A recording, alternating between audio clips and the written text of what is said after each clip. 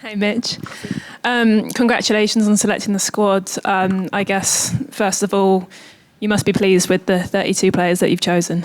Yeah, thank you. It's been a 2.5 year process of selection.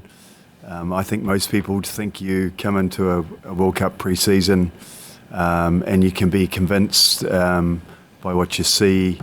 I guess you can form different perspectives, but I mean, we've been looking for a Red Roses World Cup player, since it started, and obviously the data that's been presented through observation and time in the middle has been a critical part of the decision. And then obviously when you come to selecting a 32, which is quite different to a Six Nations and a WXV, where you have the liberty of allowing more people in your squad. So then positional versatility comes into account. Clearly, in our game model, there's certain skill sets that are important to us, and then there's the ability to also be, I guess, a really good team player, because some players aren't going to play as much as others. So all those factors have been taken into account.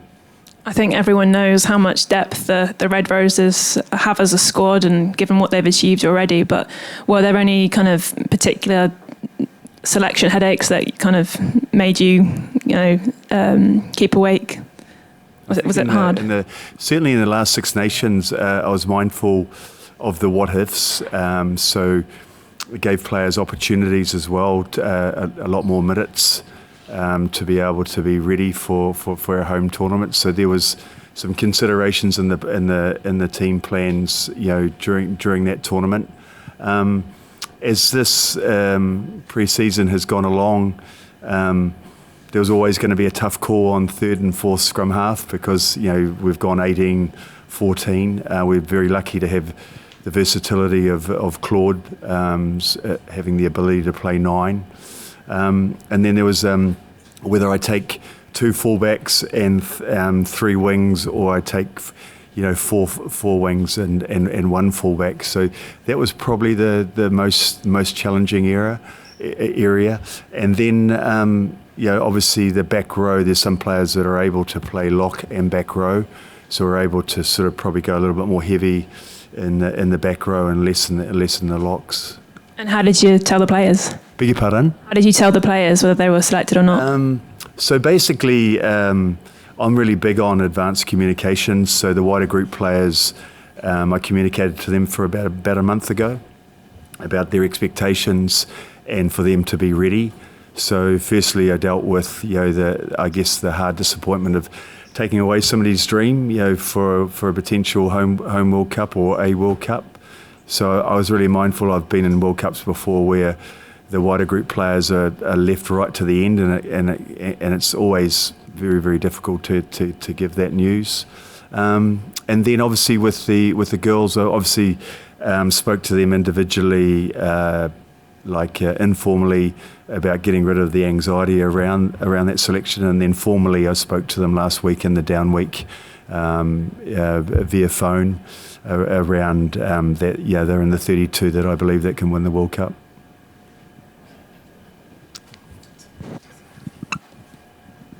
Hi Mitch, Sarah Randall from The Guardian. Emily Escara is in her 5th Rugby World Cup. Just what does she bring to this Red Roses team? Emily's experience, clearly, but more than just the experience. She understands the legacy of the Red Roses, and along with that experience, she brings leadership to younger players. She doesn't necessarily even need to be in a leadership group, because she just leads by her example.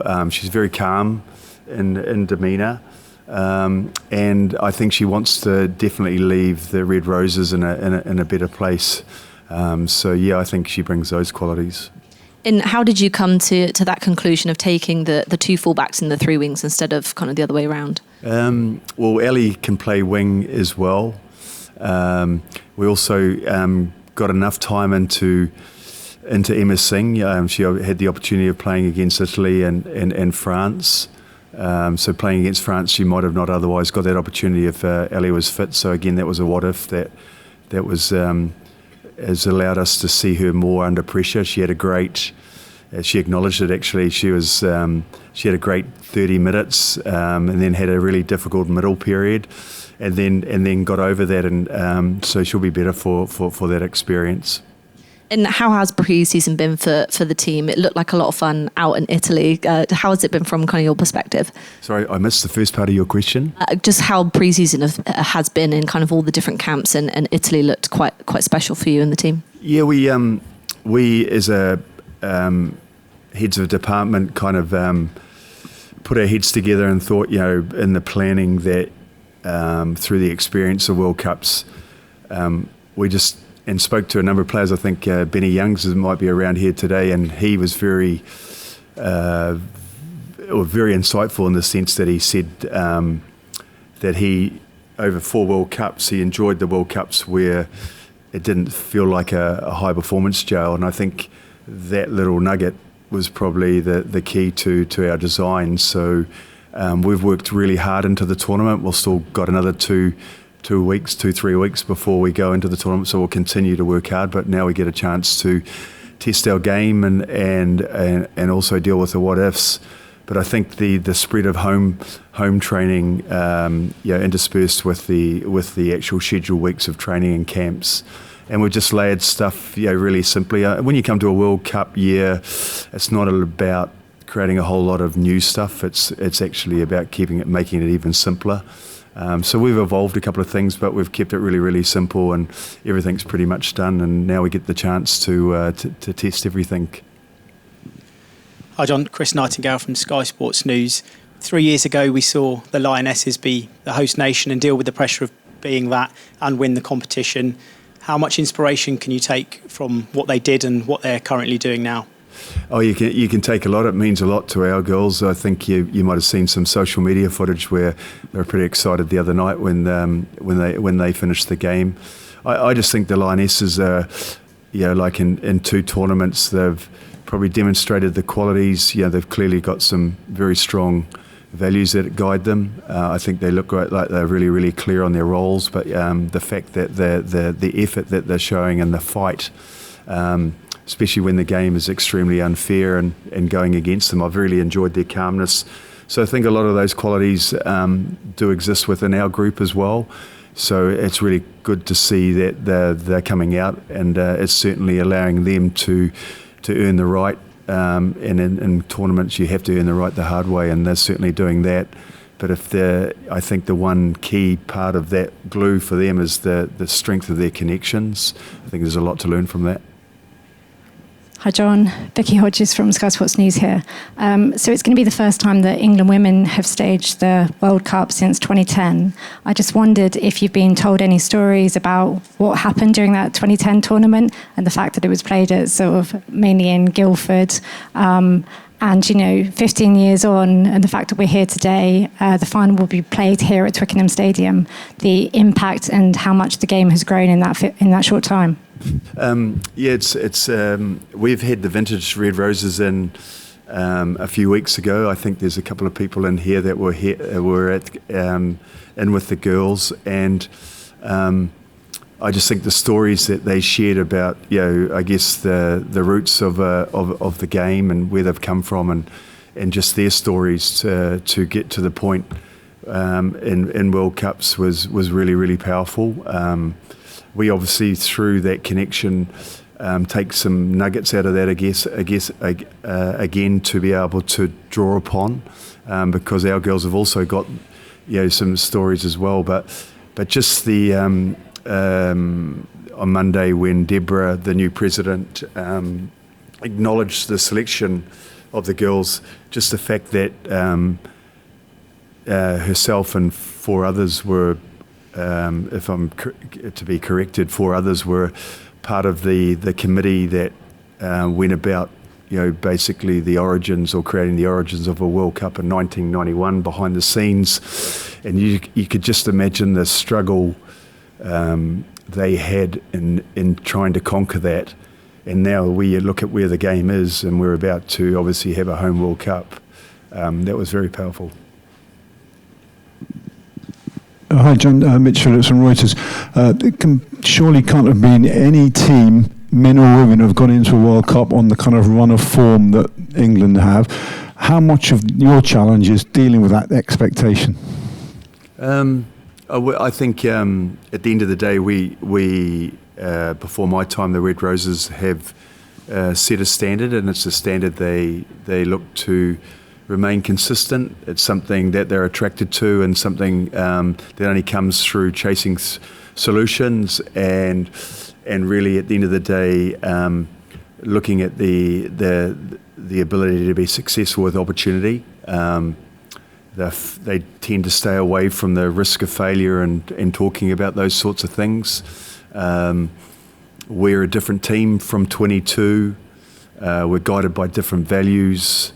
We set out something back in Chester when we first started, and now we've got an opportunity to earn the right and finish something that we started. So we're driven by very, very strong competition. We're probably positionally deeper than we've been before in our history, and that ultimately I think is going to allow us to deal with the challenges, because we're going to lose some teammates along the way, via injuries, and as you know, in the game now, there's HIAs and there's cards and that, so we're going to have to deal with all those factors. But I think we've got the stuff that drives us the most is our competition within.